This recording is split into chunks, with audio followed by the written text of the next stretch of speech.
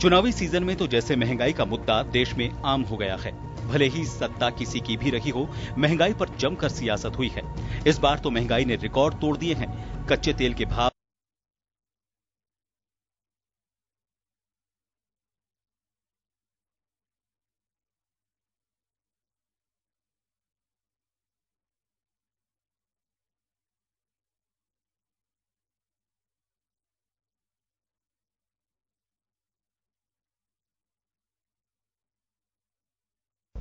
चुनावी सीजन में तो जैसे महंगाई का मुद्दा देश में आम हो गया है। भले ही सत्ता किसी की भी रही हो, महंगाई पर जमकर सियासत हुई है। इस बार तो महंगाई ने रिकॉर्ड तोड़ दिए हैं।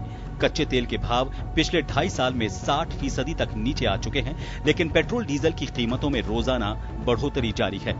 डीजल और पेट्रोल की बढ़ी कीमतों का असर माल भाड़े पर बहुत ज्यादा बढ़ा है, जिससे फल और सब्जियों के दाम और साथ ही आम जरूरत की चीजें भी महंगी हुई हैं। ऐसे में लगातार बढ़ रही महंगाई ने आम उपभोक्ता की जेब पर डाका डालने के साथ ही उनकी रसोई का बजट भी बिगाड़ दिया है। सीजनेबल सब्जियां और फल तक अब थाली से नदारद होने लगे हैं। ट्रांसपोर्ट एसोसिएशन ने भी माल भाड़ा 25% तक बढ़ाने की घोषणा कर दी है और इस घोषणा ने महंगाई को रिकॉर्ड स्तर पर पहुंचा दिया है। पिछले कई दिनों से हम बात करें तो 3 से 4 दिनों में लगातार मुआना मंडी में सब्जियों के दामों में भारी इजाफा हुआ है, जिसका सीधा भार आम जनता पे और आम उपभोक्ता पे पड़ेगा। ये इसका मुख्य कारण आम ये है कि लगातार जो पेट्रोल व डीजल के भाव बढ़ रहे हैं, जिसके कारण सब्जियों के भाव भी काफी प्रभावित हो रहे हैं। थोड़ा बहुत पड़ गया है। लॉकडाउन बहुत कम भाव था, अभी तेज भाव हो रहा है बहुत ज्यादा, यानी डबल भाव हो रहा है। सब्जियों की कैसी थी अभी तेज है, वैसे दिवाली तक तेज रहेगा मामला, कम नहीं रहेगा। आलू प्याज वगैरह जो भी चीज है, लहसुन हरी सब्जियां सब हर आइटम तेज रहेगा। डीजल पेट्रोल के कारण सब्जियां सब महंगी हो चुकी है। जो सब्जी 10 रुपए किलो थी आज 30 रुपए किलो हो गई है। आम लोगों का बजट बिगड़ चुका है। इसके अंदर ट्रांसपोर्ट जो 300 रुपए भाड़ा लेता था वो आज 500-600 रुपए मांगता है। लेकिन जब कॉस्टिंग ट्रांसपोर्टेशन से ज्यादा हो जाएगी तो या तो गाड़ियां खड़ी करनी पड़ेंगी या फिर कि भाड़े बढ़ाने पड़ेंगे। और जब भाड़े बढ़ेंगे तो किस पे आएगा? आप और हम पे ही आएगा। तो मैं चाहता हूं कि ट्रेड और जनता के बीच में एक इकोनॉमिकल लिंक रहना चाहिए। वो हम लोग चाहेंगे कि कीमतें कम हों और होनी भी चाहिए भाई साहब। पेट्रोल डीजल की बढ़ती कीमतों को लेकर देश में सियासत परवान पर है। कांग्रेस ने केंद्र सरकार के खिलाफ मोर्चा खोल दिया है। इसका असर राजधानी जयपुर में भी देखने को मिला। आज प्रदेश भर में कांग्रेसी सड़कों पर उतरे। पार्टी ने धरना प्रदर्शन के जरिए पेट्रोल डीजल की कीमतों में कमी की मांग को लेकर केंद्र सरकार पर हमला बोला।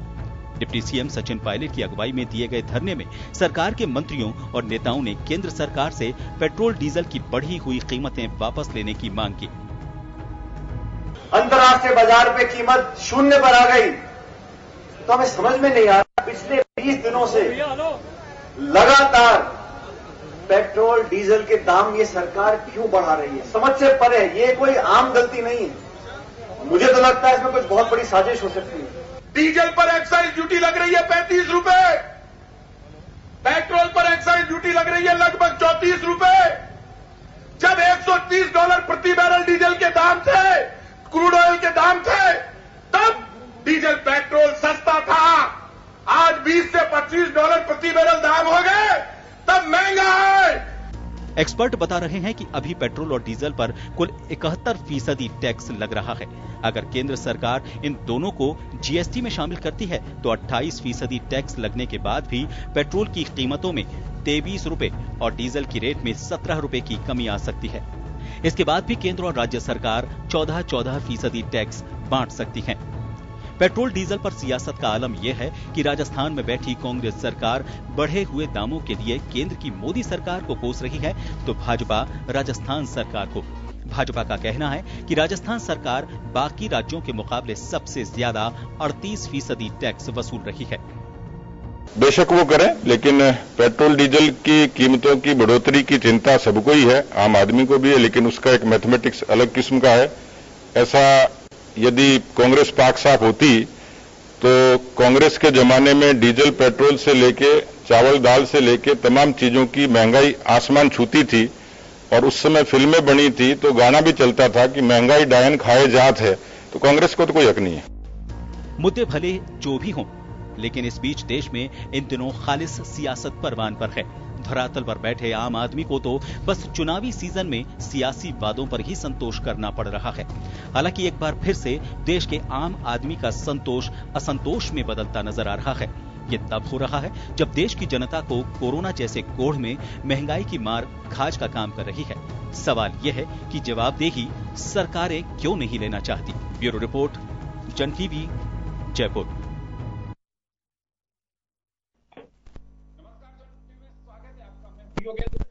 खास खबर में हम बात करेंगे। एक कोरोना का कोड है तो आप अंदाजा कैसे लगा सकते हैं कि इस दशा में किस कर रहा होगा। फ्यूल प्राइस लगातार बढ़ती जा रही है।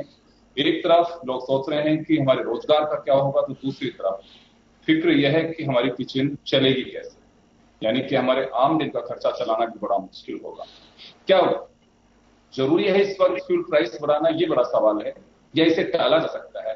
सरकार खुद इस बात को मान रही है, चाहे हमारी यूनियन गवर्नमेंट हो या फिर स्टेट गवर्नमेंट हो, कि इस वक्त बड़ा ऐसा दौर है कि जिसका सामना करना आम जन के लिए थोड़ा मुश्किल हो पा रहा है।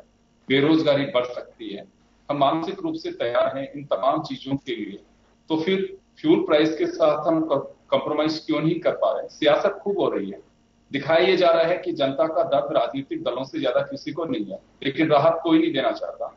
तो चलिए आज हम 5 महानगरों से हमारे अतिथि हमारे साथ में जुड़ रहे हैं और पॉलिटिकल पार्टी के हमारे जो नेता हैं वो हमारे साथ जुड़ रहे हैं। वरिष्ठ पत्रकार श्याम सुंदर सोनी जी हमारे साथ जुड़ रहे हैं, भाजपा नेता पंकज जोशी जी, कांग्रेस से हमारे साथ आरसी चौधरी साहब हैं, चेन्नई से प्रकाश शाह जी हमारे साथ जुड़ रही हैं, दिल्ली से अनु धानुका जी जुड़ रही हैं, मुंबई से प्रतीक मारू हमारे साथ जुड़ रहे हैं, लखनऊ से वेद प्रकाश ओझा जी जुड़ रहे हैं और जयपुर से मनीषा राठौर जी जुड़ रही हैं। आप सभी का स्वागत है। मैं सबसे पहले एक बार जानना चाहूंगा तमाम जो शहर हैं उनकी पोजीशन क्या है महंगाई को लेकर के। सबसे पहले मैं आ रहा हूं आपके पास में अनु जी, दिल्ली देश की राजधानी है, क्या स्थिति है? कुछ फ्यूल प्राइस का असर पड़ रहा है वहां पे? जी बिल्कुल, फ्यूल प्राइस बढ़ने की वजह से जैसे अभी 80 से ऊपर चला गया है, पिछले 3 हफ्तों में रोज बढ़ते जा रहा है। और इसकी वजह से दिल्ली में क्या है, दिल्ली एनसीआर पूरा एरिया है, जो लोग कम्यूट करते हैं अभी धीरे धीरे, जिसे काम शुरू हो गया है। कम्यूटेशन की वजह से पेट्रोल प्राइस बढ़ गया है, तो हर चीज में हमें दिक्कत आ रही है। यहाँ तक कि इस वजह से हमारा सब्जियां हैं, गुड़गांव में अगर मैं कहती हूँ सब्जी आती है, दिल्ली से अगर सब्जी आ रही है तो अब वहां से लाने में दिक्कत हो गई है, तो उसकी वजह से सब्जियों के दाम बढ़ा दिए जा रहे हैं। ये एक छोटा सा एग्जाम्पल है। इस तरह से हमारा ट्रांसपोर्टेशन अगर हम देखते हैं, कोई भी लॉजिस्टिक्स देख लीजिए, पेट्रोल और डीजल की बढ़ने की वजह से हर चीज में फर्क आ रहा है। उसकी वजह से कमोडिटी की प्राइस बढ़ रही है, क्योंकि कहीं ना कहीं तो ऑफसेट करना पड़ेगा, और इसकी वजह से प्रॉब्लम किसको आ रही है? उन आम जनता को। तो एक चीज की वजह से हर क्षेत्र में इस चीज को हम लोग प्रॉब्लम फेस कर पा रहे हैं। जी मैं लौटूंगा आपके पास में, मैं मुंबई जाऊंगा एक बार प्रतीक के पास। प्रतीक, नमस्ते। मुंबई वासियों को कुछ महंगाई का असर महसूस हो रहा है? जी महंगाई का असर महसूस हो रहा है, जैसे कि आ गया कि भाई सब्जियों के दाम बढ़ रहे हैं, चीजें महंगी हो रही है और इसके साथ एक और चीज जो हो रही है वो है कि यहाँ पे बॉम्बे में जैसे डिस्टेंसेस बहुत ज्यादा होते हैं, ट्रैवलिंग डिस्टेंसेस, बहुत ट्रैफिक होता है यहाँ पे पर्टिकुलरली। और अभी जैसे कि यहाँ पे लोकल ट्रांसपोर्ट जो कि यहाँ की लाइफलाइन कही जाती है वो काम नहीं कर रही है, तो उससे भी काफी असर हो रहा है। लोग अपने अपने कामों पे जा रहे हैं अपने अपने व्हीकल्स लेके, तो उस चक्कर से भी उनकी एक्सपेंसेस बढ़ रही है। एंड यहाँ पे ट्रैफिक का हाल तो हर वक्त गंभीर रहता ही रहता है, और लॉकडाउन के बाद मतलब जैसे जैसे चीजें ईज हुई हैं वैसे वैसे यहाँ पे ट्रैफिक ओवरऑल बढ़ गया है। तो ये दिक्कतें अभी हाल फिलहाल में आ रही है। दिस इज व्हाट हम फेस कर रहे हैं अभी एट प्रेजेंट बॉम्बे के अंदर, एंड चीजें तो महंगी हो ही रही है, वो एक पॉइंट है ये। तो ये हम फेस कर रहे हैं एट प्रेजेंट। बिल्कुल। चलिए चेन्नई से हमारे साथ बरखा जी जुड़ी हुई हैं इस वक्त।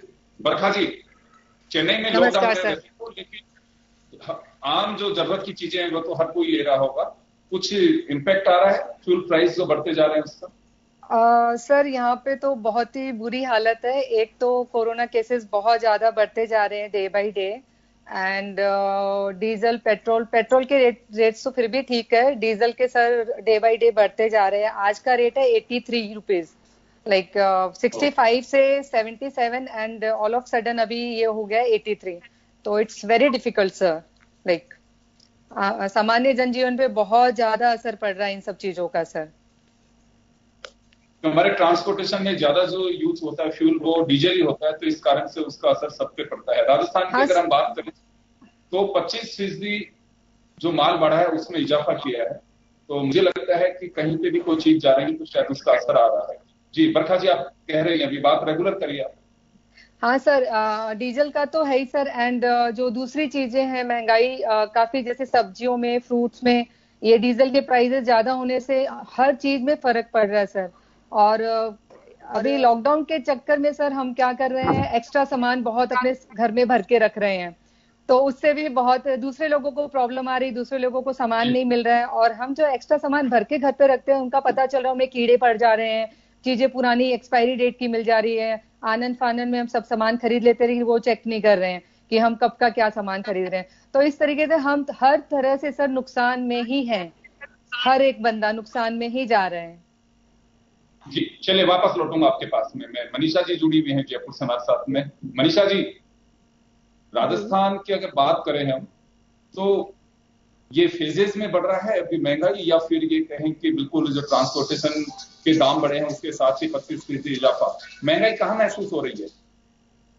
देखिए महंगाई हर जगह महसूस हो रही है। यहाँ पे अगर हम खुदरा जो दर्द को देखें या ना हम थोक माल को देखें, क्योंकि हर जगह महंगाई, जैसे फ्यूल में आप देखिए डीजल पेट्रोल के दाम बढ़ते जा रहे हैं, और जिस तरह से खाद्य आपूर्ति की वजह से सब्जियों के दाम बढ़ रहे हैं। आप कह रहे हो जिस तरह से 25%, जो कि बिल्कुल कम नहीं है। कहाँ कोरोना वायरस की वजह से हम लोगों को एक तरह से बहुत ज़्यादा नुकसान दिखाई दे रहा है, मतलब हर तरह से नुकसान है। ना कि वेतन नहीं आ रहा है, किसी के वेतन में कटौती हो रही है। यहाँ पे अगर सरकारों को भी देखा जाए तो सरकारों ने महंगाई भत्ता नहीं दिया है, और वहीं एक तरफ अगर हम देख रहे हैं तो महंगाई इतनी, मतलब मैंने अभी कहीं जस्ट थोड़े दिन पहले ही कहीं देखा कि देखिए जहाँ पर एक तरफ जिस तरह से कोरोना का ग्राफ बढ़ता जा रहा है, लेकिन अगर देखा जाए तो महंगाई का ग्राफ जिस तरह से बढ़ रहा है वो बहुत ज़्यादा है।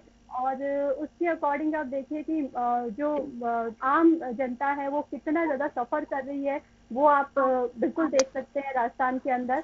और राजस्थान में जिस तरह से जो दाम बढ़ते जा रहे हैं, वो लग रहा है कि आम जनता के लिए सफ़र करना बहुत मुश्किल हो रहा है। तो इस तरह से खाद्य वस्तुओं में देखिए आप, या आप पेट्रोल डीजल के दाम देखिए, या आप किसी भी चीज में देखिए, अगर हम लोग शॉप पे भी जाते हैं नॉर्मल, तो वो लोग कहते हैं कि माल की आपूर्ति नहीं हो रही है और माल नहीं आ रहा है, इसलिए महंगाई है। कोई सरकारों में आरोप प्रत्यारोप चल रहा है कि भाई आपकी वजह से नहीं हो पा रहा है, या आप महंगाई पे आप काम नहीं कर रहे। लेकिन देखा जाए तो कहीं पे भी किसी तरह का कोई भी अच्छा रिजल्ट नहीं आ रहा है। मनीषा जी वापस लौटूंगा मैं आपके पास में। लखनऊ से भी एक बार हमारे साथ जुड़े हुए हैं वेद प्रकाश जी। मैं लखनऊ से जरा जानना चाहूंगा कि उत्तर प्रदेश की क्या हाल है। जी वेद जी, आप मुझे सुन पा रहे हैं? हेलो जी, चलिए शाश्वत तिवारी जी, आप मुझे सुन पा रहे हैं? हाँ, आपकी आवाज आ रही है जी। अगर बात लखनऊ कैपिटल है उत्तर प्रदेश का, लेकिन असर सभी जगह दिखाई देता है। अगर लखनऊ में कोई महंगाई है तो निश्चित रूप से आसपास भी कहीं भी, वाराणसी में भी होगी, इलाहाबाद में भी होगी, कहीं आप देख सकते हैं उसका असर। तो अभी कुछ महंगाई की मार महसूस हो रही है लोगों को, कि आप बिल्कुल कहें कि कोरोना में सब कुछ भुला दिए गए? नहीं, जाहिर सी बात है, पूरे प्रदेश में बल्कि पूरे देश में चीजों के दाम बढ़ रहे हैं। और दिक्कत इस समय यह है कि इस समय क्योंकि कोरोना वायरस का जो ये पीरियड चल रहा है, और इसमें लोगों के काम धंधे बंद हैं, लोगों के हाथ में लिक्विडिटी यानी कि कैश मनी जो है वो लोगों के पास कम है। तो जाहिर सी बात है कि जरा सी भी महंगाई यानी कि 2-4 रुपये भी बढ़ते हैं तो दिक्कत होती है। यहाँ तो काफ़ी कीमतें बढ़ रही हैं, लगातार बढ़ रही हैं। ये एक गंभीर इशू इस समय बना हुआ है, और इसका असर सब पे, छोटे से लेकर बड़े तक सभी पे पड़ रहा है। जी बिल्कुल। तो चले श्याम सुंदर शर्मा साहब हमारे साथ जुड़े, श्याम सुंदर सोनी साहब जुड़े, माफ करिएगा। श्याम जी, आपने सबको सुना है। मैं 5 महानगरों के बासिंदों से आपको रूबरू कराया मैंने, जो इस वक्त अपनी स्थिति बता रहे हैं कि महंगाई किस तरह से बढ़ती जा रही है। हम इसी वजह से कह रहे हैं कि एक तरफ कोरोना का कोड है तो दूसरी तरफ महंगाई की खुजली है। आम जन का अंदाजा आप लगा सकते हैं क्या बीत रही है जनता पे इस वक्त। माननीय योगेंद्र जी, आपने ये बिल्कुल सही कहा कि इस समय ये कोड का काम कर रही है महंगाई। अब देखिए, सबसे पहले तो सरकार से एक प्रश्न करना चाहेंगे कि अंतर्राष्ट्रीय बाजार में कच्चे तेल के भाव औंधे मुंह गिरे हैं, मतलब बहुत डाउन हुए हैं। उस डाउन भाव का लाभ हमारे देश की जनता को क्यों नहीं मिल रहा है? जब डाउन हो गया तो यहां भी डाउन होना चाहिए, लेकिन इसके विपरीत वो बढ़ रहा है। अभी मैं आपको कोई भाव बता दूं, मान लीजिए मैंने आपको बता दिया 90 रुपए पेट्रोल के भाव है, कह नहीं सकता 10 मिनट बाद ही वो 90 के 95 भी हो सकते हैं, 5 रुपए अचानक बढ़ सकते हैं, कोई कह नहीं सकता इस बात को। अब रही बात महंगाई की। महंगाई में जब लोग, हेलो जी, आपकी आवाज आ रही है, बोलिए आप। आज आम आदमी के साथ ये स्थिति हो रही है, वो कहीं अगर नौकरी कर रहा है अपनी और उसे 20-25 हजार रुपए महीने की सैलरी मिल रही है। सबसे पहले तो मैं आपको जयपुर की, राजस्थान की ही बात बताना चाह रहा हूं कि यहाँ के होटल्स, यहाँ के अस्पताल, अन्य बहुत सारी संस्थाएं ऐसी हैं जिनमें लोगों के 25% से 50% तक की सैलरी में कटौती की गई है। अब उस व्यक्ति को एक तो कटौती में मार से वो झेलना पड़ रहा है, दूसरा उसको इस पेट्रोलियम महंगाई का मार है, घरेलू राशन है, घरेलू सामग्री है, उन सब की महंगाई से मार से उसे झेलना पड़ रहा है। दुकानदार के पास जाते हैं, दुकानदार जैसा माल होता वैसा देता है, वो ये कहता है आगे से माल नहीं आ रहा। सरकार ये कहती है, सरकार का ये कहना है कि कहीं कोई कमी नहीं है, माल की भरपूर सप्लाई हो रही है, लेकिन ये गलत है। जी बिल्कुल। आज जयपुर में लगभग 18 लाख घरेलू गैस कनेक्शन के उपभोक्ता हैं, लगभग 18 लाख। उसमें से 12.5 लाख प्रति माह गैस सिलेंडरों की खपत होती है। और अब ऐसा लग रहा है कि आने वाले समय में इन गैस सिलेंडर के दामों में भी भारी वृद्धि करने जाएगी सरकार। कहां जिएगा आम आदमी? ये सरकार ये कहती है, कर चुके हैं, ऑलरेडी इंक्रीज हो चुका है, कर चुके हैं कोरोना लॉकडाउन। और सर सरकार ये कह रही है हम अपनी तरफ से सब कुछ कर रहे हैं। सरकार नेतृत्व रखती है, राज्य की जनता ने उनके चुनकर भेजा है। जनता यह नहीं सुनना चाहेगी, जनता यह नहीं सुनना चाहेगी कि हाँ हो रहा है, नहीं। आप इनका यथावत ध्यान रखिए। आम आदमी त्रस्त हो रहा है, मर रहा है। बिल्कुल। मैं श्याम जी वापस लौटूंगा आपके पास।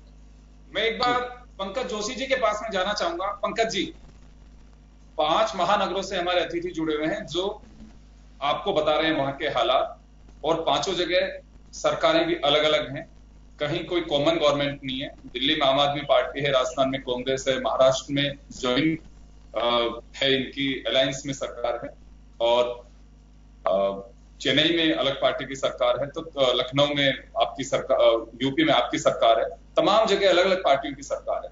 मैं यहां आपसे जानना चाहूंगा कि आंदोलन आप लोग भी कर रहे हैं, कह रहे हैं कि राज्य सरकारों को फ्यूल प्राइस कम करना चाहिए, यानी कि वेट कम करना चाहिए। आप लोग लेते हैं एक्साइज ड्यूटी, ये लोग लेते हैं वेट, तो ये कहीं राहत की उम्मीद है?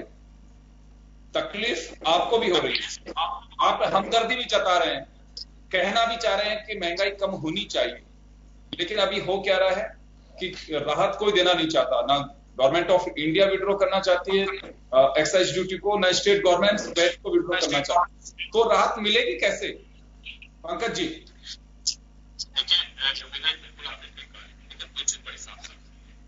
कोरोना की मार केवल जो है व्यक्तियों पर नहीं पड़ी, बल्कि आपने भी पैंडेमिक में पूरा देखे तो देश के ऊपर पूरा पड़ा है।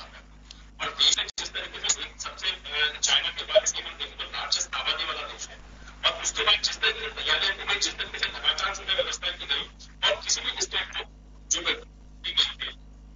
पंकज जी, मैं वापस आऊंगा आपके पास में, मैं आ रहा हूं आपके पास में, आपकी आवाज थोड़ी डिस्टर्ब आ रही है, अब बोलिए आप।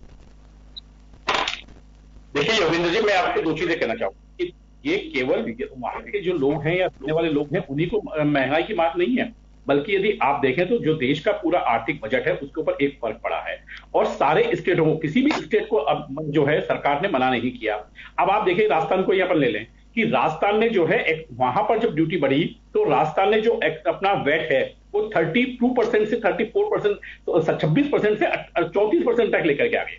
यानी कि 8% आपने वैट बढ़ा दिया। और जबकि वैट बढ़ाने के बाद खाद्यान्न आप केंद्र से मांग रहे हैं, आप जो है किट जो है केंद्र से मांग रहे हैं, आप जो है कोरोना के टेस्ट की जो खर्चे हैं वो आप केंद्र से मांग रहे हैं, लगातार आप जो आपका जो जीएसटी आ रहा है उसके अंदर इंक्रीजिंग मांग रहे हैं। तो मुझे बताइए कि केंद्र सरकार जो है इन पैसों का कहां से देगी? और सरकार लगातार ये व्यवस्था कर रही है। आपने देखा प्रवासियों की जब बात आई, पहुंचाने की बात आई, तो सरकार से कहा गया कि जो है सरकार जो है रेलवे को टोटली जो है फ्री करे, और सरकार ने बहुत कुछ जो है उसमें से 85% फ्री भी किया। तो मैं कह रहा हूं कि ये जो चीजें हैं, इन चीजों के लिए लगातार सरकार प्रयासरत है। सरकार लगातार उनको पटरी पर लाने की कोशिश कर रही है। में क्या करा रहे हैं, फ्यूल प्राइस में क्या करा रहे हैं? आप जो दाम बढ़ते जा रहे हैं, देखिए इसे कोई गवर्नमेंट दोनों जस्टिफाई नहीं कर पाती है। इंटरनेशनल प्राइस की अगर हम बात करें, इंटरनेशनल प्राइस की अगर हम बात करें तो क्रूड ऑयल के दाम बहुत डाउन है, लेकिन ये समझ से बाहर है कि दुनिया के किसी भी मुल्क में इतना पैसा नहीं देना पड़ रहा जितना हिंदुस्तान में देना पड़ रहा है। योगेंद्र जी, मैं आपको यही कह रहा हूं कि योगेंद्र जी, पूरी दुनिया में यदि आप देखें तो लगभग जो है 80 करोड़ लोगों को जो है मुफ्त खाद्यान्न जो है लगभग सरकार प्रोवाइड करा रही है। केंद्र सरकार प्रोवाइड करा रही कि नहीं करा रही? किसी देश में हो रहा है क्या? और जो करा रही है सारे स्टेटों को करा रही है कि नहीं करा रही? और इनके लिए सबसे बड़ी जो चीज है, पहले खाली बीपीएल और इनके अंदर, लेकिन अब जो है उनके अंदर जो लोग अदर लोग थे उनको भी शामिल किया गया। 4 महीने 6 महीने तक का जो खाद्यान्न है उनको भी दिया जा रहा है। तो मैं एक चीज कह रहा हूं कि इन चीजों के लिए सरकार लगातार प्रयासरत है। फिर जो चीजें हैं कि उसके बाद भी स्टेट गवर्नमेंट लगातार वैट बढ़ा करके अपना वैट कम नहीं कर रही है। आज जीएसटी में लगाने की बात तो करती है स्टेट सरकारें, लेकिन उसको अपने वो बाहर रखना चाहती हैं कि हमें जो है। तो मैं कह रहा हूं यदि आप जीएसटी के अंदर इसको शामिल करने की बात यदि सारे स्टेट करते हैं तो निश्चित रूप से उनकी सब चीजें फिक्स हो जाएंगी। चलिए, लेकिन फिलहाल तो कोई राहत केंद्र सरकार की ओर से देने की कोई मंशा दिखाई नहीं दे रही है। मैं चलिए आरसी चौधरी जी आपके पास आना चाहूंगा। केंद्र हमेशा ये कह रहा है कि ये राज्यों को देखना है अब वैट कम करके और आम जन को राहत दी जा सकती है। बोल यानी कि केंद्र राज्य के पाले में फेंक रहा है, राज्य केंद्र के पाले में फेंक रहा है, लेकिन जनता जो है वो दो पार्ट के बीच फिसी हुई है और पिसती जा रही है। आप देख रहे हैं हालात, क्योंकि आप पॉलिटिकल पार्टी के एक लीडर बाद में हैं। मैं सोचता हूं कि घर पहले है आपका, आप इस समाज के एक अभिन्न अंग है, एक इंसान है, तो घर में सब्जियां आपके भी आती हैं, दूध भी आता है, बच्चों की देखभाल के लिए जो खर्चे होते हैं वह भी हैं। ये आप हम सब जो बैठे हैं सबको इस चीज को फेस करना पड़ता है। वो बात एक अलग है कि पॉलिटिकल फेस के नाते आप लोगों को चैनल्स पे आए हैं तो आप अपनी पार्टी की वकालत करेंगे, लेकिन चलिए मुझे ये बताइए कि दोनों ही पार्टियों के आप लीडर बैठे हुए हैं, इसे कैसे जस्टिफाई करेंगे? हमारे 5 महानगरों से जो लोग जुड़े हुए हैं उनके गले उतरनी चाहिए कि हाँ वास्तव में सरकारें जो कर रही हैं बिल्कुल ठीक कर रही हैं, फ्यूल प्राइस बढ़ाना जस्टिफाई है। मुझे ये बताइए कैसे है ये? योगेंद्र जी, मैं सबसे पहले तो ये उम्मीद करता हूं कि जन टीवी के जहां चैनल पे आप बैठे एंकर के तौर पे, तो आप यहाँ पे जूरी हैं। हम हमारी पार्टी का पक्ष रखेंगे, लेकिन आप वहां पे निर्णय करेंगे, और कोई नेता अगर झूठ बोलता है तो उसका खंडन भी करना आपका दायित्व बनता है, क्योंकि जनता के बीच में जो जानकारी जानी चाहिए वो सबसे बड़ी चुनौती ये है कि जानकारी वहां पे सत्य जानी चाहिए। आज सबसे बड़ी चुनौती, अगर कहीं मिलावट से भी बड़ी अगर कोई चुनौती है तो आज देश के अंदर सबसे बड़ी चुनौती है कि सही सूचना नहीं मिल रही। इसलिए इस चैनल पे कोई भी नेता अगर कोई फालतू के तथ्य रखता है तो उसका आपको खंडन करने का दायित्व बनता है। मैं आपके सामने गुजारिश करना चाहूंगा, यूपीए की सरकार 2004 में बनी थी। 2004 में जब सरकार बनी, सरकार बनने के बाद में 4 साल तक पेट्रोल और डीजल के भाव में कोई वृद्धि नहीं की। 2008 में जब 50 पैसे की वृद्धि की थी तब भारतीय जनता पार्टी के नेताओं ने कहा था कि देश के अंदर आर्थिक आपातकाल लागू कर दिया। मैं आपके सामने एक कुछ तथ्य रखना चाहूंगा। यूपीए की जब सरकार थी दिसंबर 2008 के अंदर कच्चे तेल की कीमत $40.61 प्रति बैरल थी, और आज जून 2020 के अंदर आज के दिन जो प्रति बैरल की जो रेट है वो $40.66 प्रति बैरल है। आज लगभग दोनों की रेटें हैं वो बराबर है। हमारे समय में जब पेट्रोल के जो भाव थे वो $45.62 प्रति लीटर थे, आज पेट्रोल के भाव $83.38 है। हमारे यहाँ पे डीजल के भाव $32.86 थे, आज पेट्रोल के भाव डीजल के भाव $80.40 प्रति लीटर है। मैं ये गुजारिश करना चाह रहा हूं कि इतना बड़ा जो डिफरेंस है एकदम एक्यूरेट डाटा के साथ में रख रहा हूं। 2008 में बीजेपी ने यह कहा, और फिर गुजरात के मुख्यमंत्री नरेंद्र मोदी जी ने 23 मई 2012 को शाम को 8:24 पे ट्वीट किया था, और उन्होंने कहा था कि पेट्रोल और डीजल की इतनी बड़ी बढ़ोतरी हो रही है। केंद्र की सरकार बेहद निकम्मी है, आम आदमी पे वजन डाल रही है। मैं गुजारिश करना चाहता हूं, जो बीजेपी के नेता ने कहा कि हम खाद्यान्न देते हैं, पता होना चाहिए यूके फेस्ट के अंदर खाद्यान्न सुरक्षा बिल लेके आए थे। आपसे पहले भी सरकारें रही है, वो खाद्यान्न देती थी। आपसे गुजारिश करना चाहूंगा कि इससे पहले अगर महंगाई बढ़ती थी तो कंपनियों को केंद्र की सरकार सब्सिडी देती थी ताकि आम आदमी को राहत मिले। आज क्या हो रहा है, बीपीसीएल से 40,000 करोड़ रुपए केंद्र की सरकार ने पैसे लिए कि ये पैसा जो उसका मुनाफा है कंपनी का वो उन्होंने लिया, हमने कंपनी को सब्सिडी दी। दूसरा मैं कहना चाहूंगा, ये कह रहे हैं कि मनरेगा के समय प्रवासी श्रमिकों के समय हमने लोगों को 85% ट्रेनों का किराया दिया। मैं दावे के साथ कह सकता हूं, आप मेरे पे मुकदमा कीजिए, 1 रुपया अगर दिया हो, 1 रुपया नहीं दिया, इसलिए भारतीय जनता पार्टी ने कंपनी समझ ली। अभी जो कोरोना, देखिए कोरोना को लेकर के पूरी दुनिया तबाह हो रही है, हर कोई परेशान है, ठीक है, लेकिन इसी बीच यही सरकारें स्वीकार कर रही हैं कि आम आदमी के रोजगार पे इसका संकट आ रहा है। लेकिन साहब आप मुझे ये बताइए कि जब संकट आता है तो उस समय राहत दी जाती है कि आफत की बारिश की जाती है? अगर आप निश्चित रूप से इस कोरोना के समय में 12 करोड़ लोग बेरोजगार हुए। एमएसएमई जो इंडस्ट्री है जहां पे 40% लोगों को जो रोजगार देती है, उसमें से 12 करोड़ लोग ऑर्गेनाइज सेक्टर के अनएम्प्लॉयड हुए। कितनी बड़ी आजीविका चलाने का, घर चलाने की कितनी बड़ी चुनौती है। और उस चुनौती के बीच में जहां अंतरराष्ट्रीय बाजार के अंदर कच्चे क्रूड ऑयल की कीमतें नेगेटिव टेरिटरी में चली गई थी, वहां पे भंडारण की दिक्कत थी, बिना पैसे तेल दे रहे थे, तब कंपनियों ने बड़े सीजन से कोई पैसा नहीं बढ़ाया। आरसी चौधरी साहब एक बात बताइए, सोनिया गांधी जी, राहुल गांधी जी, आपकी स्पोक्स पर्सन मैडम श्री ने, इन तीनों ने आज स्टेटमेंट जारी किए, बाकायदा उनका वीडियो भी है, ट्वीट भी किए हैं। साफ कहना है कि गवर्नमेंट एक्साइज ड्यूटी खत्म करनी चाहिए और राहत दी जानी चाहिए। सब मुझे ये बताइए कि जिन राज्यों के अंदर कांग्रेस अलायंस में हो या कांग्रेस की गवर्नमेंट है, वहां पे राहत देने की कोई बात हो रही है कि एक चलिए नया कदम उठा करके कहा जा सके कि चलिए हमारी सरकारें वैट में कमी की है, अब गवर्नमेंट ऑफ इंडिया को भी एक्साइज ड्यूटी में कम करना चाहिए? युवेंद्र जी, आपको पता होना चाहिए 1 जुलाई 2017 को इस देश के अंदर भारतीय जनता पार्टी ने रात को संसद खोल के कहा था, एक देश एक कर। पहले राज्य वित्तीय रूप से स्वायत्त थे, उनके पास में पैसे का अपना उपार्जन था, अपना हिसाब था। लेकिन केंद्र की सरकार ने 1 जुलाई 2017 को जब जीएसटी लागू की थी, तब तमाम जो टैक्स का कलेक्शन है वो केंद्र की सरकार ने ले लिया था। और केंद्र की सरकार ने संवैधानिक वादा किया था कि आने वाले 5 साल तक हम लगातार आपको जो जीएसटी का कलेक्शन होगा, जितना आपका राज्य का हिस्सा था 16-17 के बजट के अंदर, उससे 14% एक्सीलेशन पे देंगे। अभी केंद्र की सरकार ने कहा ये एक्ट ऑफ गॉड है, हमारे पास जीएसटी का कलेक्शन घट गया है, इसलिए हम आपके हिस्से का पैसा नहीं दे सकते। एक्सीलेशन तो छोड़िए, जीएसटी का पैसा देने से मना कर दिया। और बीजेपी से पूछा, इसी दौरान 3 लाख करोड़ रुपए इस लॉकडाउन के दौरान एक्साइज ड्यूटी से, सिर्फ एक्साइज ड्यूटी से पूरे देश से 3 लाख करोड़ रुपए कमाए। जो एक्साइज ड्यूटी सरकार कलेक्ट करती है उसका 1 पैसा नहीं देती। हम गुजारिश करना चाहते हैं कि राजस्थान से राजस्थान की जनता के वापस आ रहा हूं आपके पास। पंकज जोशी जी कुछ कह रहे हैं, चलिए बोले पंकज जी। देखिए, मैं आपको 2 चीजें, आप पहले शायद जो है कांग्रेस प्रवक्ता ही बाकी डाटा लेके के आए, लेकिन बाकी चीजें लेकर के नहीं आए। मैं पूछना चाहता हूं, 2004 में आपने पेट्रोल के प्राइसेस बता दिए और सब्सिडी बता दी, लेकिन आपको ध्यान है कि डॉलर की प्राइसेस क्या थी 2004 में? आपको ध्यान है? और 2013 में जब आपने हमें सरकार दी थी 2014 में, तब आपने डॉलर की प्राइसेस क्या दी थी हमें? हैं? ये आपने 8 साल के अंदर डॉलर की प्राइसेस 40 रुपए से 70 रुपए लेके भाई रुपया में है, आपने रुपए नहीं, आप वेंटिलेटर में पहुंचा दिया। जी पंकज जी, वापस लौट रहा हूं, एक छोटे से ब्रेक के बाद जल्द लौट रहा हूं। एक छोटे से ब्रेक की दुआई करते हैं, अगर डॉलर की भी दुआई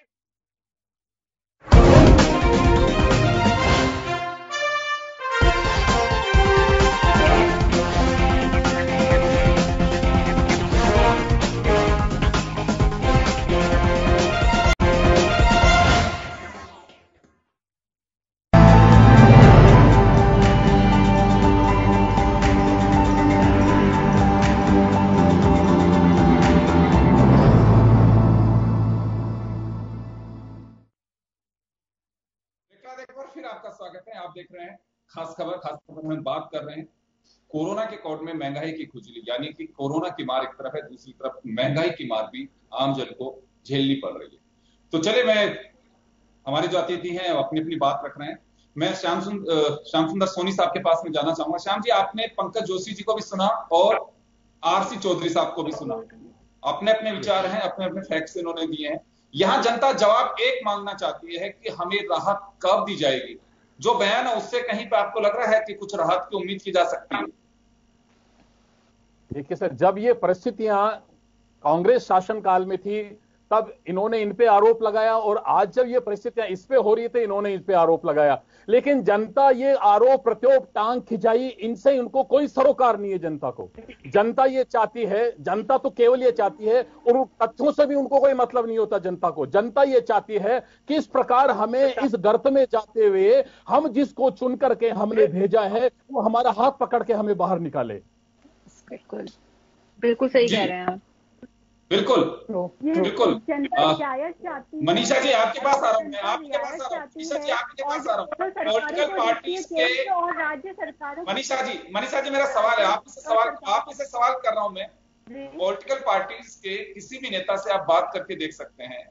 AIADMK की सरकार है, चेन्नई में बैठे हमारे साथ में, यहाँ कांग्रेस की गवर्नमेंट है, यूपी में बीजेपी की है।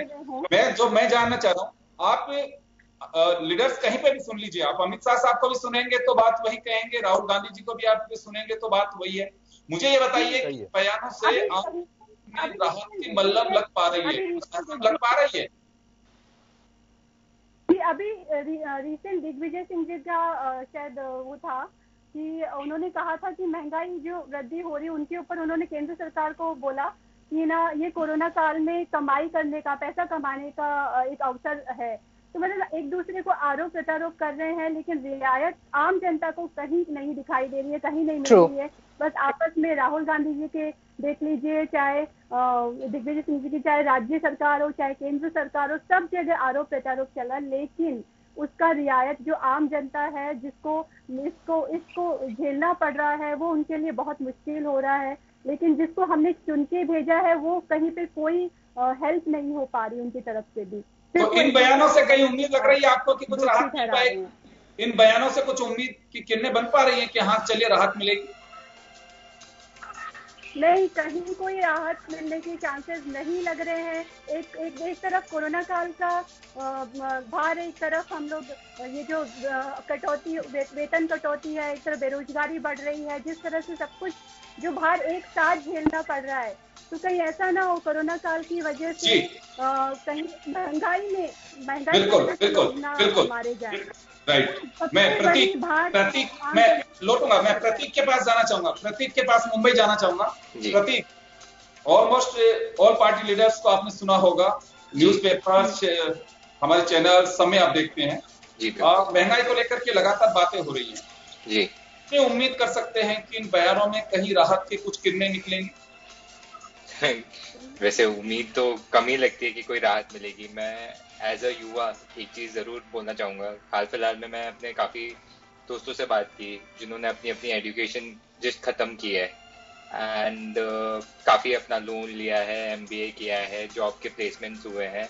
लेकिन अब सिंस कोरोना आ गया तो पहले ही काफी दिक्कतें थी। अब जो कि ये हो चुका है कि महंगाई भी बढ़ती जा रही है, तो मैं जब बात कर रहा था सबके लिए इतना डिफिकल्ट सिचुएशन हो गई है एज अ युवा, जिनके हमारे जैसे लोगों के जिनके करियर जस्ट चालू ही हुए हैं वो भी आगे नहीं बढ़ पा रहे हैं एंड इतनी दिक्कतें आ रही है, तो हम किसे राहत की उम्मीद करें किसे नहीं। बयान तो खूब आता है, रोज हम सुनते हैं, रोज चीजें करते हैं, लेकिन हम आगे कैसे बढ़े एज अ युवा is my one of the question also, कि ये जरूर मैं बोलना चाहूंगा। जी बरखा जी, आपके पास आना चाहूंगा। कुछ उम्मीदें लग रही हैं? हमारे पॉलिटिकल पार्टीज के लीडर भी बैठे हुए हैं यहाँ पे और आए दिन आप चैनल्स में भी देखते होंगे, बहुत डिबेट भी होती है, पेपर्स में भी है। लेकिन बात यही आती है, एक से पूछो कि आप राहत कब देंगे तो दूसरा गिनाता है कि आपके वक्त ऐसा हुआ था। एक जब उनसे पूछते हैं कि आप तो कहीं राहत दीजिए तो कहते हैं इनके वक्त ऐसा हुआ था। तो यहाँ कुछ पब्लिक को कुछ भरोसा किया जा सकता है कि हाँ जिनकी सरकारें हैं वो कुछ राहत देंगी? सर मुझे तो बिल्कुल भी नहीं समझ में आ रहा है। सारी पार्टियां आपस में लड़ रही हैं, सब अपने अपने बातें रख रही हैं, लेकिन आम जनता को कहाँ क्या फायदा हो रहा है, क्या है, किसी को कोई फिक्र नहीं है। सब अपने अपने पॉइंट्स रख रहे हैं कि हमने ये किया, हमने वो किया, लेकिन आम जनता कैसे घिस रही है, कैसे तकलीफ में है, कोई भी नहीं समझ पा रहा है इस चीज को। और ना मुझे कोई चांसेस दिख रहे हैं सर कि सरकार कुछ कर पा रही है आम जनता के लिए। लोग यहाँ तक सर, मैं आपको बताती हूँ, लोग सुसाइड तक कर रहे हैं। मैं आपको बताती हूँ कि उनके घर में खाना तक नहीं है। आज उनकी नौकरी छीन ली जा रही है। आज उनके, ठीक है, आपने उनके सैलरी थोड़ी कम की है, वो तक चलता है सर, लेकिन अगर आप उनको नौकरी से बाहर निकाल रहे हो और आप उनको कह रहे हो कि आत्मनिर्भर बन जाओ, तो आप उनको नौकरी से निकाल के आप उनको आत्मनिर्भर कैसे बना रहे हो? आप उनको आत्मनिर्भर, आप तो उनको सुसाइड की तरफ उनको अग्रसर कर रहे हो कि वो जाके फंदे से लटक जाते हैं कि हम अपनी फैमिली को कहाँ से संभालेंगे, घर में खाने को दाना नहीं है और नौकरी से भी निकाल दिया गया है।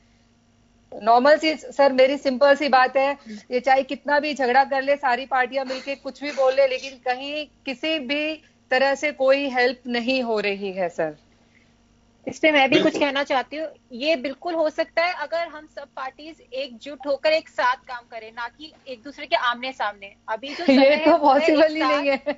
एक साथ। अनु जी, मेरा एक सवाल आपसे, अनु जी आपसे सवाल है मेरा, अनु जी आपसे सवाल है मेरा। हम तमाम जो बातें करते आ रहे हैं, आप तो कैपिटल में बैठी हुई हैं, सुन भी रही हैं बहुत सारी चीजें। मुझे एक चीज बताइए कि कुछ अंतर महसूस हो रहा है राजनीतिक दलों में कुछ करनी और कथनी को लेकर के, कि जो कह रहे हैं बिल्कुल ऐसा कर रहे हैं। पहले बीजेपी जब सत्ता नहीं थी, कांग्रेस यानी कि यूपीए गवर्नमेंट थी, उस वक्त बीजेपी भारत बंद करा रही थी। आज गवर्नमेंट में बीजेपी है तो कांग्रेस और उनके दूसरे जो साथी हैं वो प्रदर्शन कर रहे हैं, धरने दे रहे हैं, क्योंकि ये लॉकडाउन चल रहा है तो वैसे ही देश बंद पड़ा है। तो यहाँ उम्मीद कैसे की जा सकती है, क्योंकि करना तो राज्य सरकार और केंद्र सरकार को ही है, अब वो कैसे राहत दे सकते हैं? तो ऐसे में साइड इफेक्ट, जैसे कि अभी बरखा जी ने कहा कि लोग सुसाइड कर रहे हैं, सच्चाई है ये? इस बात की फिक्र नहीं है कि इसकी साइड इफेक्ट कैसे आ रहे हैं, क्योंकि महंगाई की मार है, रोजगार लोगों के छीन रहे हैं, तो ऐसे में असर क्या पड़ सकता है? कुछ चर्चाएं होती है आम जन में किस तरह की चर्चाएं? बिल्कुल बिल्कुल, ये सबसे बड़ा प्रॉब्लम इसीलिए आ रहा है क्योंकि हम सब, या अगर कोई प्रॉब्लम आती है, अगर हमारे घर में कोई दिक्कत आती है, तो हमें क्या करना चाहिए? हमें सबको पहले एक दूसरे को ब्लेम करना चाहिए कि एक साथ खड़े होकर उस प्रॉब्लम के साथ हमें फेस करना चाहिए। और यहाँ पे वही हो रहा है। पहले चाहे बीजेपी थी, भले आम जनता पार्टी है या बीजेपी है, कांग्रेस है, आप है, कोई सी भी आप पार्टी ले लीजिए, ये सिर्फ एक बहाने, मैं एक आम जनता के हिसाब से अगर बोलती हूँ तो सब कहीं ना कहीं एक दूसरे के ऊपर ब्लेम लगाने पे लगी रहती है। अगर लेकिन हमारी प्रॉब्लम एग्जैक्टली आ क्या रही है, अब एक को लगता है एक ठीक है, एक्साइज बढ़ा दिया, वैट बढ़ा दिया, उससे उनको, क्योंकि वो किसी और चीज को हेल्प कर रहे हैं, वो खाद्य पदार्थ दे रहे हैं, ये दे रहे हैं, वो दे रहे हैं, लेकिन उसके लिए आप किसको चूस रहे हैं? अगर आप हमें बोलते हैं कि ठीक है, जो एंटरप्रेन्योर्स हैं, जो कंपनीज है, आप उनको वेतन, आप अपने सारे मजदूरों को वेतन जाना चाहिए, वो वेतन कहाँ से देंगे? आप मुझे ये बताइए। ऐसा नहीं है कि गरीब ही मार पे हैं, अमीर भी, जिसकी खुद की कंपनीज है, जिनके बिजनेस है बड़े बड़े, वो भी मार पे हैं। वो बैठे बिठाए उनकी कंपनीज बंद कर रखी। क्या जनता ने ये सरकार ने जीएसटी या किसी भी टैक्स में कोई कमी तक कोई भी हमें रियायत दी है? कोई रियायत नहीं दी है, बल्कि उनकी डेट्स भी फिक्स कर दी गई है, उसमें इंटरेस्ट भी ले रहे हैं और हमें वो भी पे करना है। हमें सब बैठे बैठे सारे सबकी वर्कर्स की, सारे एम्प्लॉयज की सैलरीज भी पे करनी है। और ये इतना ज्यादा, मतलब ये ऐसा नहीं है कि जो प्रॉब्लम आई है, ये तो एक आम आदमी की पीड़ा है, लेकिन इसी पीड़ा से राजनीतिक दलों को या फिर सरकारों को कितना सरोकार है? क्योंकि ये सवाल मेरा इस वजह से है कि आंदोलन चल रहे हैं दोनों तरफ, बीजेपी भी कर रही है, कांग्रेस भी कर रही है, समाजवादी पार्टी भी कर रही है, और भी दूसरी पार्टियां कर रही है, और कहा यह जा रहा है कि जनता की इस तकलीफ को हम किसी भी कीमत पर सरकार की आंखें खोल करके और दूर करवाने की कोशिश कर रहे हैं। लेकिन ये तकलीफ दूर करने का प्रयास है कि वास्तव में अपना एजेंडा है?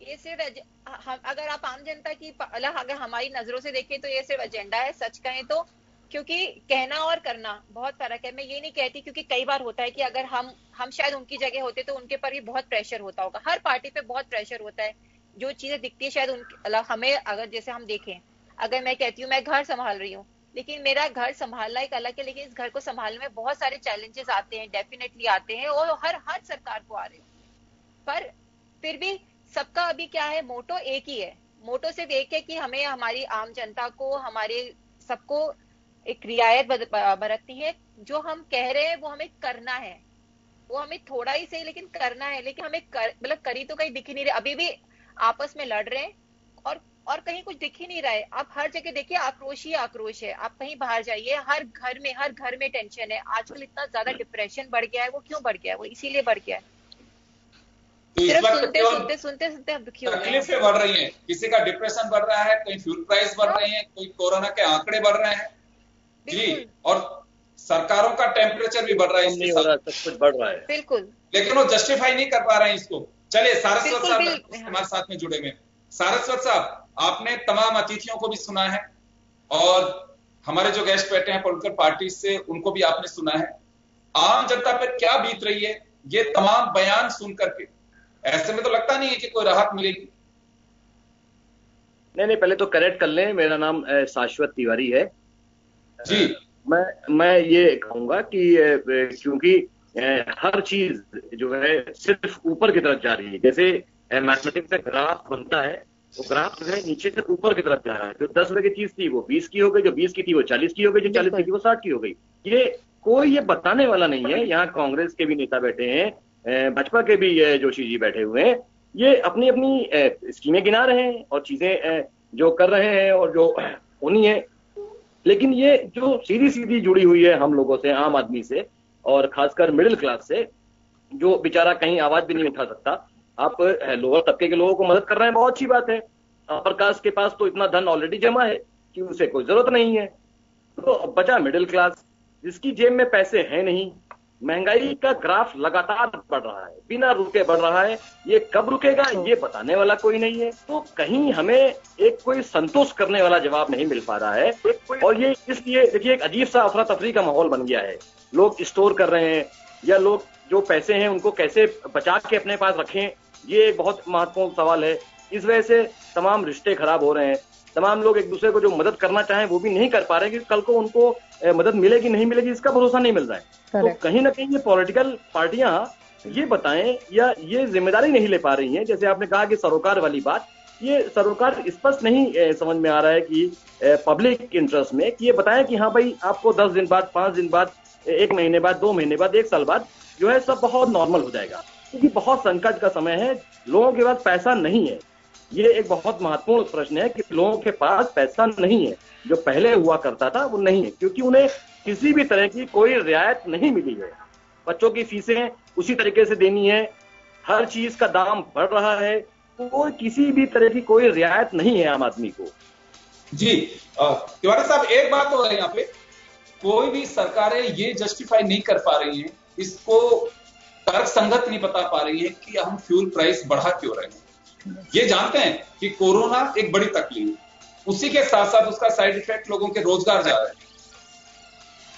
लेकिन अभी ये इसी बीच अगर हम तीसरी आफत और दे रहे हैं, क्योंकि ये आफत मैं इस वजह से कह रहा हूं कि वो चाहे दिहाड़ी मजदूर हो या चाहे बैठे हुए गद्दी पे बैठे हुए सेठ जी हो, सबको इस बात का खामियाजा उठाना पड़ रहा है।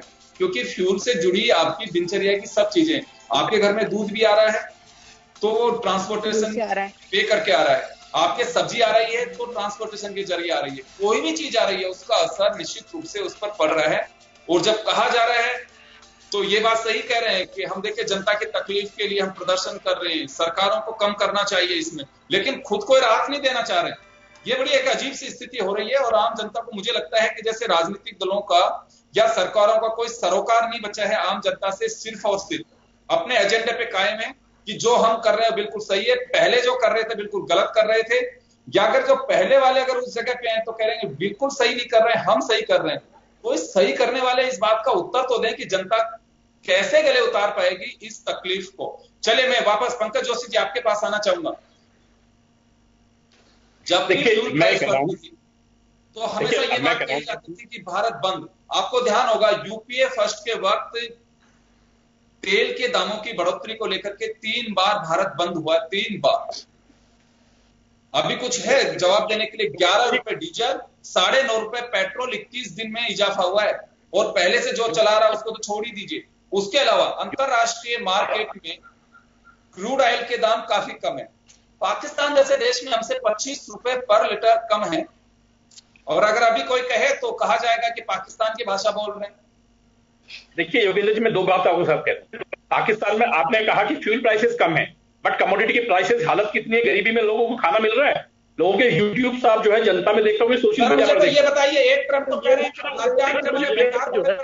दूसरी तरफ ये बताइए, अगर फ्यूल प्राइस बढ़ा करके सरकार अगर रेवेन्यू इकट्ठा कर रही है, उससे मसाले दे रहे हैं जनता को, दाल दे रहे हैं, खाने का घी दे रहे हैं, ये कह रहे हैं।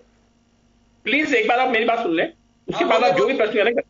देखिए मैं कह रहा हूं आपको कि देश के अंदर जो कोरोना जैसी आफत स्वतंत्रता के बाद में आज तक कभी ऐसी बड़ी आफत आई?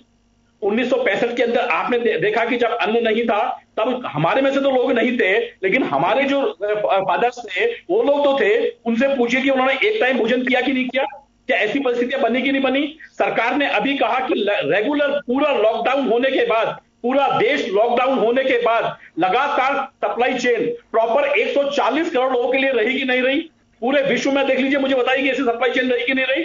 सरकार ने कहा कि नहीं हमारे पास सप्लाई के लिए गेहूं नहीं है, सरकार ने कहा कि हमारे भोजन के लिए खाना नहीं है, सरकार लगातार कहा कि चाइना के साथ जिस तरीके के हमारे जो है इस सीमा ये बता दीजिए, लेकिन सरकार की ओर से ये बयान जारी करवा दीजिए। चलिए पंकज जी, सरकार ये कह दे कि ये इस वक्त अनाज के गोदाम जो हमारे पास जो तरह से बढ़ेगी, हमारे बॉर्डर है वहां पे तनाव है, कोरोना है उससे हम लड़ रहे हैं।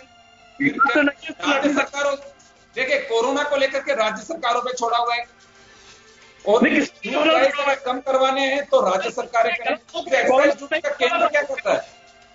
सर देखिए मैं वही कह रहा हूं, आप देखिए जयपुर के अंदर 1,18,000 टेस्ट हुए हैं और जोधपुर में 1,35,000 टेस्ट हुए हैं। जनसंख्या के आधार पर देख लीजिए कि कौन सा शहर बड़ा है और ये ऐसा क्यों हुआ। और मैं कह रहा हूं इनकी जो राशि है 18,000 करोड़ रुपया राजस्थान को जो है कोविड में मिला कि नहीं मिला, बताइए मुझे। उसके बाद पेट्रोल डीजल पे आइए, पेट्रोल डीजल पे, जनता के डीजल पे सारा पैसा क्या हम लोगों से वसूल करेंगे? करेंगे? अरे नहीं, वसूल आपने दिया हुआ है, सरकार ने पब्लिक का दिया हुआ है, पब्लिक को दे रहे हैं, इसमें वसूल नहीं वसूल की क्या बात है भाई? पंकज जी से मैं एक प्रश्न करना चाहूंगा। पंकज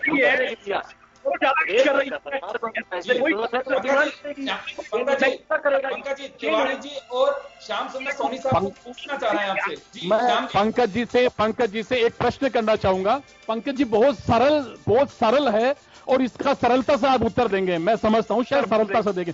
देखिए कोरोना से लोग डिप्रेशन में आ रहे हैं, अवसाद में आ रहे हैं। यहां तक कि मैंने एक समाचार पढ़ा, एक लेडी है प्रियंका जो 2 दिन से भोजन नहीं करती, तीसरे दिन भोजन करती है कि मेरा परिवार बचा रहे।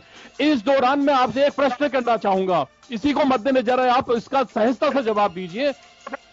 अंतर्राष्ट्रीय बाजार में कच्चे तेल का मूल्य जब डाउन होता है तो हमारे देश में तेलों के भाव, पेट्रोलियम उत्पादनों के भाव बढ़ेंगे या घटेंगे? पहला तो ये। दूसरा, गैर भाजपा सरकार, किसी भी राज्य में जहां भाजपा की सरकार नहीं है, गैर राज्यों में, क्या उनका उत्तरदायित्व नहीं है? क्या उनका उत्तरदायित्व नहीं है कि वहां की जनता को इस मझधार में से निकाला जाए? कोई सी भी राज्य हो, कोई सी भी सरकार हो, गैर भाजपा सरकार, ये 2 प्रश्न है मेरे सामने।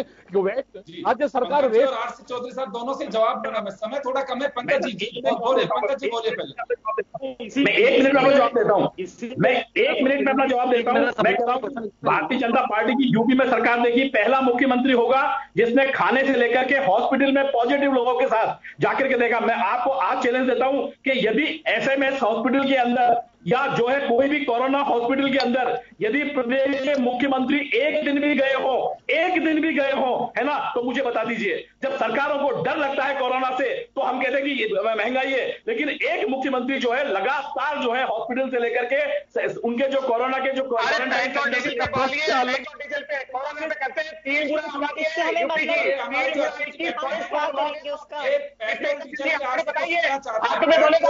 सुनना चाहते हैं कि आप कैसे देख रहा है कोरोना से जो जनता के साथ की जनता है, मृत्यु दर सबसे कम है, टेस्ट सबसे ज्यादा है, रिकवरी रेट सबसे ज्यादा है। अब तो पेट्रोल और डीजल में जो लोगों को लूट रहे हैं वो बताइए ना के लिए जिंदा रहे।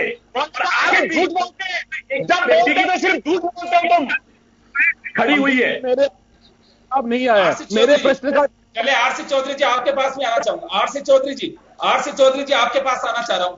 पंकज जोशी जी ने भी आपको बताया, देखिए ये बड़ा दुर्भाग्य है, हमारे जो गेस्ट बैठे हुए हैं चिंता के साथ मुस्कुरा रहे हैं कि सवाल क्या होता है, जवाब क्या दिया जा रहा है। ये यहाँ पे नहीं हो रहा, पूरे मुल्क में यही हो रहा है। आप बात करें डीजल पेट्रोल की तो बात की जाएगी कि वो सरकार इसलिए बात कर रही है, उनके राहत नहीं मिल पा रही है। या मैं आपसे भी जानना चाहूंगा, Sonia Gandhi ji, Rahul Gandhi ji government of India से डिमांड कर रहे हैं, आपकी भी सरकारें हैं, कुछ राहत वहां से इस बात को मैं ब्रेक से पहले भी आपसे सवाल कर रहा था, कुछ राहत की उम्मीदें की जा सकती है कि जहां सरकार आप लोगों के कम से कम वहीं से शुरुआत कर दीजिए ताकि केंद्र सरकार पे दबाव बनेगा। योगेंद्र जी, मैं एक बात कहना चाहूंगा, तमाम मेरे ऑडियंस के साथ में जितने भी टिपिकल प्रश्न होंगे हर का जवाब देना चाहता हूं। मैं ये कहता हूं कि आपको जो सैलरी मिलती है आप ले जाके अपने पिताजी को दे देते हैं और पिताजी फिर आपको पैसा जब जरूरत हो आपकी गाड़ी के डीजल के लिए तब वो दे या मना कर दे। पूरे देश के अंदर जीएसटी लागू करने के बाद में, जीएसटी के बाद में किसकी रेस्पॉन्सिबिलिटी होगी? आज राजस्थान का जो पैसा नहीं मिल रहा और केंद्र की सरकार ने जो मना कर दिया और एक्ट ऑफ बोर्ड कह के मना कर दिया, ये क्या किया उन्होंने? दूसरा मैं कराऊं कि जो डीजल पे एक्साइज ड्यूटी 3 रुपए 41 पैसे होती थी, आज वो 32 रुपए एक्साइज ड्यूटी है। आज 3 रुपए 41 से कितना आगे लेके गए? डीजल पे उन्होंने आपको 20% एक्साइज ड्यूटी बढ़ाई, पेट्रोल पे 51% एक्साइज ड्यूटी बढ़ाई, उन्होंने पेट्रोल और डीजल को एक भाव पे ला दिए। अल्फोंस ने कहा था कि जो लोग पेट्रोल का पैसा नहीं दे सकते, क्या बीजेपी के साथी से पूछना चाहता हूँ, तुमने डीजल के भाव बढ़ा के आम आदमी को मारा है, आम गरीब आदमी को मारा है, मध्यम वर्ग के आदमी को मारा है। आपके इश्तेहारियत से लोग प्रिविलेज के नीचे जाएंगे। सरकार के एक एक पैसे का हिसाब सरकार को दिया गया है।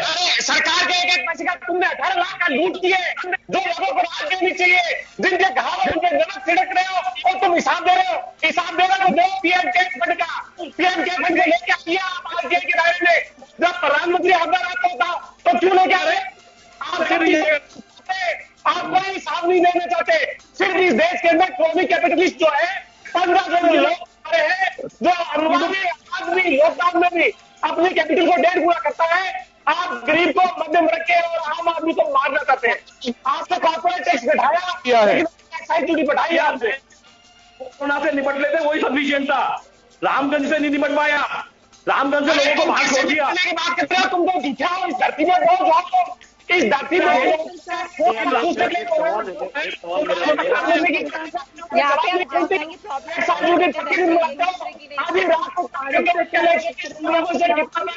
योगेंद्र सर जी, हम सब यहाँ जुड़े हैं प्रॉब्लम से निपटने के लिए। ये लोग खुद ही आपस में झगड़ा चल रहा है, समझ नहीं आ रही है। दोनों यहाँ पर हमें प्रॉब्लम से निपटना है न कि और प्रॉब्लम के अंदर घुसना है। सही बात है, सोल्यूशन चाहिए, सोल्यूशन निकालना है।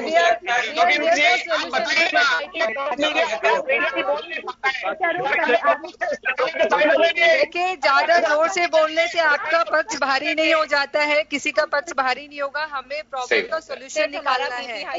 हाँ, सोल्यूशन हो सकता है। हम सब सभी को रोकना चाहूंगा, इसका सोल्यूशन निकले, ना कि हम झगड़ा करें, फाइटिंग करें, अपना मैं रोकना चाहूंगा। तो चलिए, आम जन की जो तकलीफ है, ये 5 शहरों से हमारे जो अतिथि जुड़े, महज एक बानवी के रूप में कह सकते हैं कि ये अपने अपने शहरों का एक प्रतिनिधित्व करते हुए उस तकलीफ से आपको अवगत कराया है जो हमारे राजनीतिक पार्टी के जो हमारे नेता बैठे हुए हैं उनके सामने तकलीफ रखी है। पूरा देश देख रहा है कि वास्तव में किस तरह से लोग जी रहे हैं, इस तकलीफ से लोग निकल रहे हैं। मैं कहूंगा कि ये तकलीफ की हैट्रिक है, एक कोरोना, बेरोजगारी और महंगाई। आप अंदाजा लगा सकते हैं जब एक तकलीफ होती है तो आदमी किस तरह से उससे पीड़ित और विचलित हो जाता है।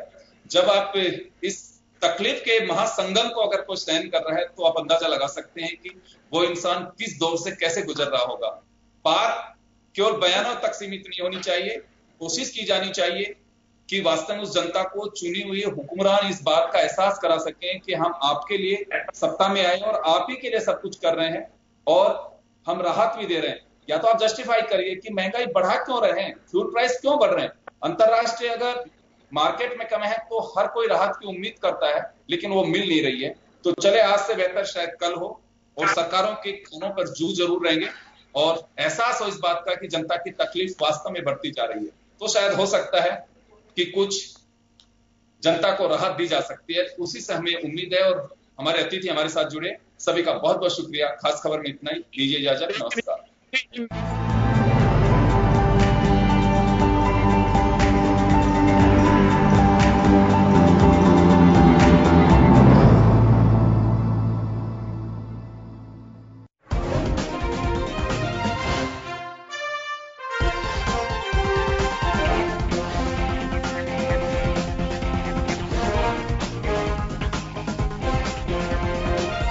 जन टीवी की लेटेस्ट अपडेट पाने के लिए हमारे चैनल को जरूर सब्सक्राइब करें और नोटिफिकेशन पाने के लिए बेल आइकॉन दबाएं।